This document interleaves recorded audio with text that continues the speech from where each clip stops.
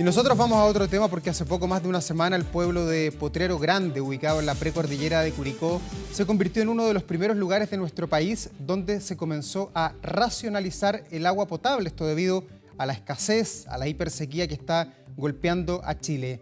Queremos abordar este complejo escenario junto a Claudia Santibáñez, directora de la Escuela de Ingeniería en Medio Ambiente y también Sustentabilidad de la Universidad Mayor. ¿Cómo está, Claudia? Bienvenida. Muy buenos días. Bueno, después de este verano donde prácticamente no hemos tenido lluvias, estamos con una hipersequía, ¿cuánto más aguanta la vida cotidiana tal como la conocemos en Chile? Bueno, estamos enfrentando una sequía muy severa, ¿no es cierto? La más severa de los últimos 100 años, con tanto en términos de extensión territorial, de intensidad, de duración, ¿no es cierto? Pensando que ya llevamos 13 años consecutivos y entre la región de Coquimbo y la Araucanía tenemos un déficit que alcanza entre el 60 y el 80% de las precipitaciones de un año normal.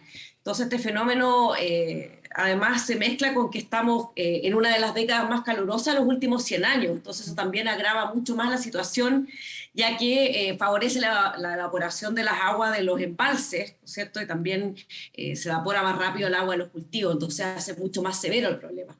Estamos en una situación que es bastante preocupante, por lo tanto hoy día se requieren medidas urgentes para poder paliar esta situación. Claudia, y lo que estamos viendo ahí en Potrero Grande, que hoy día lo apuntamos con el dedo de alguna manera en el sector de Curicó, que están racionalizando el agua, hay que llevar agua con camiones aljibes, ¿va a ser una situación recurrente que de a poco va a comenzar a expandirse en la zona central, en la zona norte de Chile? Bueno, tenemos que pensar que este problema ya llegó para quedarse como un problema crónico, ¿cierto? Esta sequía es algo que no va a cambiar. Todos los pronósticos apuntan a eso.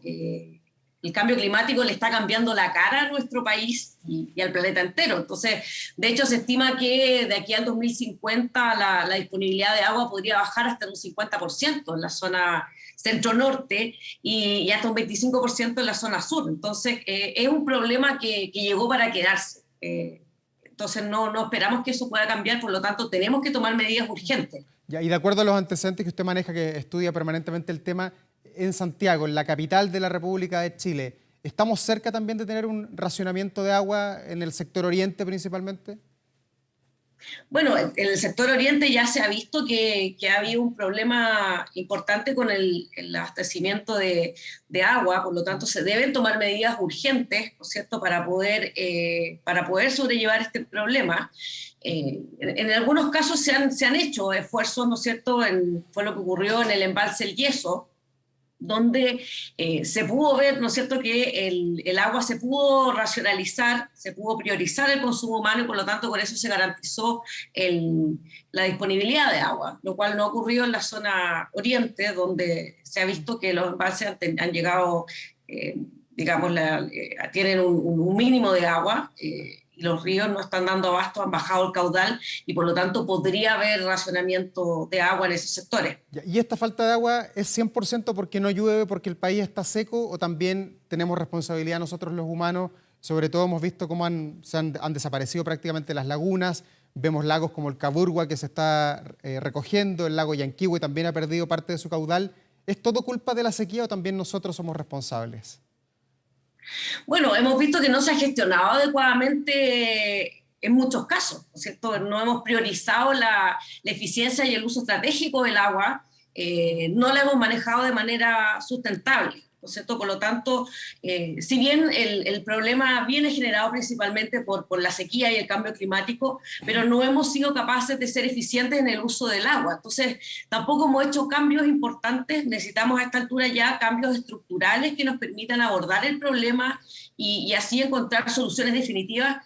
Y no hemos tenido una visión de largo plazo, porque este problema tenemos que pensarlo para solucionarlo en lo inmediato, pero también necesitamos tomar medidas que apunten a solucionar el problema en el largo plazo, ya que este es un problema que, como decíamos, es un problema crónico que se va a mantener en el tiempo. Y cuando usted dice que hay que hacer o buscar soluciones estructurales, ¿a qué se refiere?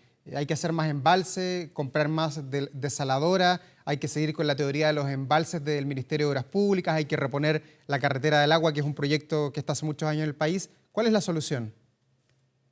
La solución es compleja y no es una sola.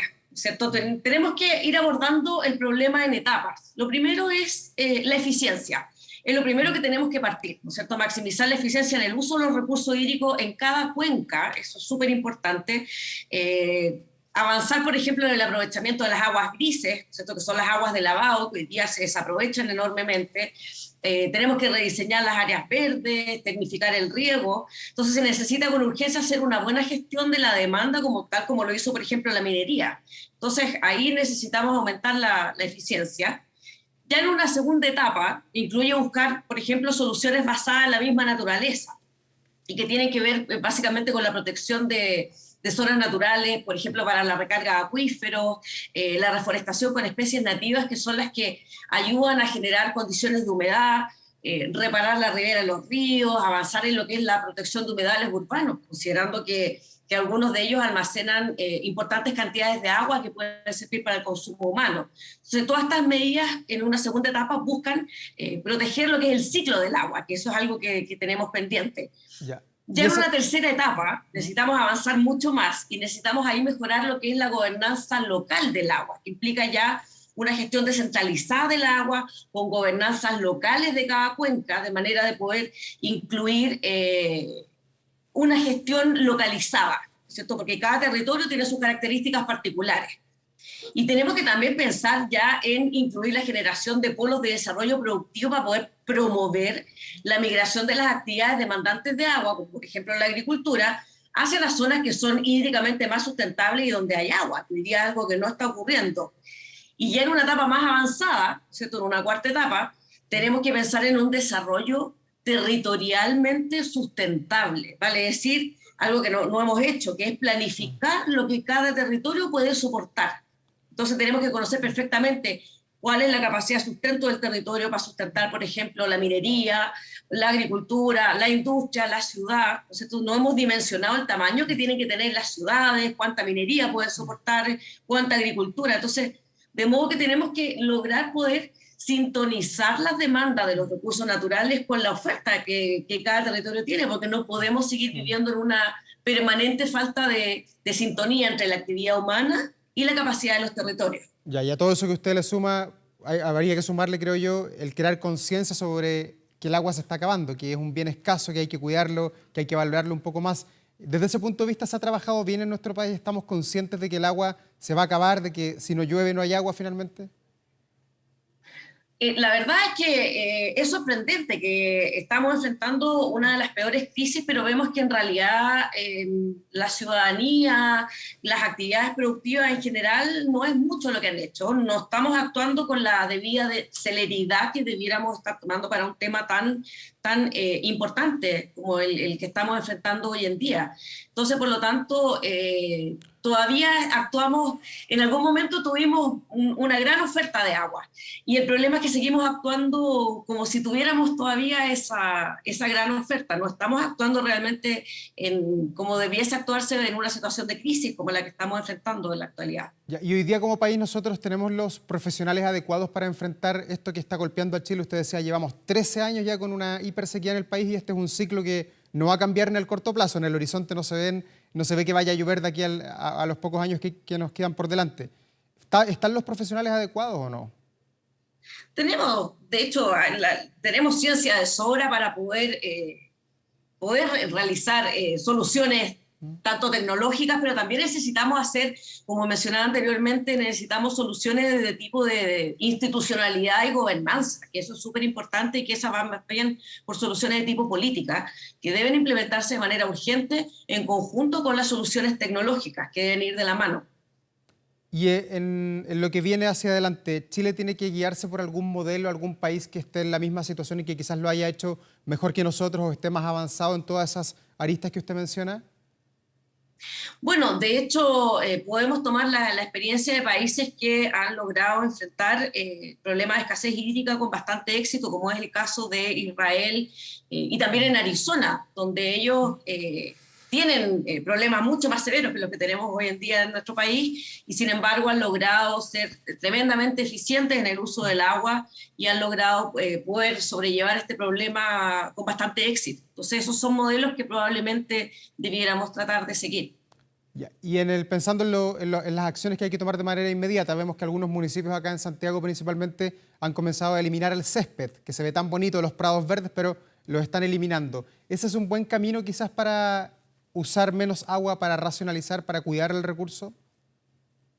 Sin duda es una de las medidas inmediatas que se pueden ir tomando. No podemos pretender tener césped, ¿no es cierto?, como tienen algunas ciudades en Europa, donde tienen precipitaciones mucho más altas que las que tenemos hoy en día. El césped no es una vegetación adecuada para este clima mediterráneo que está cada vez más árido. Por lo tanto, tenemos que buscar idealmente propiciar revegetación con especies nativas, ¿no es cierto?, que tienen mucho menos requerimiento hídrico que las especies exóticas que muchas veces utilizamos y que tienen un requerimiento hídrico mucho mayor. Oiga, después de este enero que vimos en el balance fue menos caluroso que en otros años, ¿qué se espera para el resto de este 2022? ¿Cómo viene la mano de la naturaleza? Bueno, tenemos que estar preparados, ¿no es cierto? En términos de...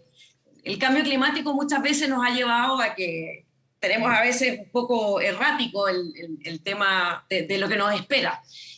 Pero algo que no va a cambiar es esta tendencia a la baja en las precipitaciones, menor acumulación de nieve, ¿cierto? A veces vamos a tener estos golpes de calor que están siendo cada vez más recurrentes y las precipitaciones cuando se presentan muchas veces son escasas, pero a veces cuando se presentan tienden a ser de tipo intensas y copiosas, por lo tanto ahí tenemos que estar preparados para enfrentar probablemente estos escenarios que son mucho más severos que los que hemos visto en años anteriores. Claudia Santibáñez, directora de la Escuela de Ingeniería en Medio Ambiente de la Universidad Mayor, muchas gracias por conversar hasta ahora con nosotros, que esté muy bien. Muchas gracias. Chao, buenos días.